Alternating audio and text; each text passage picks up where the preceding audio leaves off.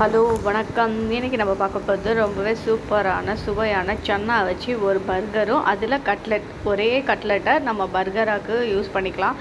பர்கருக்கு நான் நீல்கிரிஸ்லேருந்து பண்ணு வாங்கினா ரொம்பவே சூப்பராக டேஸ்ட்டாக இருந்து வாங்க எப்படி செய்யுதுன்னு பார்க்கலாம். நான் அதுக்கு நல்லா வேக வச்ச சன்னாவை எடுத்திருக்கேன். அதை சாப்பரில் போட்டு நல்லா இது பண்ணி மசிச்சு எடுத்துக்கலாம்.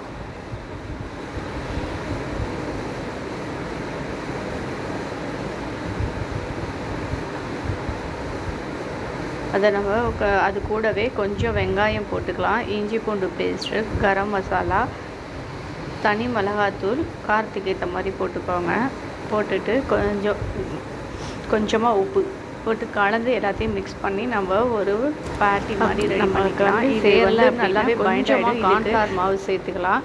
சேர்த்துட்டு நல்லா கலந்து விட்டு பார்த்து நம்ம பிடிச்சா உதிராமல் இருக்குது அப்படின்னா கரெக்டாக இருக்குது அந்த பதம் தான் நம்ம கட்லட் செய்யறதுக்கு எடுத்துக்கலாம். இப்போ எனக்கு கொஞ்சம் தான் லைட்டாக இருக்கிறதுனால நான் 1 ஸ்பூன் அளவு தான் சேர்த்து நல்லா பிசைஞ்சு கட்லெட்டுக்கு ரெடி பண்ணி வச்சுட்டேன். இப்போ இதை கொஞ்சமாக கடாயில் எண்ணெய் விட்டு அதில் பொரித்து எடுத்துக்கலாம். நம்மளோட கட்லெட்டும் ரெடி ஆகிடும். 2 பக்கமும் திருப்பி போட்டு வேக வச்சு எடுத்துட்டோன்னா இதை கட்லெட்டாகவும் சாப்பிட்டுக்கலாம். இல்லை பர்கர் பன்னில் பசங்களுக்கெலாம் நம்ம பர்கர் மாதிரி கொடுத்தா ரொம்பவே லைக் பண்ணி சாப்பிடுவாங்க கட்லெட்டை விட.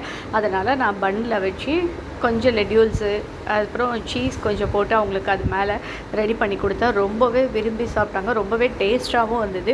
கண்டிப்பாக நீங்களும் இந்த மாதிரி ட்ரை பண்ணி பாருங்கள். உங்களுக்கும் ரொம்பவே பிடிக்கும். பிடிச்சிருந்தா சேனலை சப்ஸ்கிரைப் பண்ணுங்கள், லைக் பண்ணுங்கள், ஷேர் பண்ணுங்கள். தேங்க்யூ.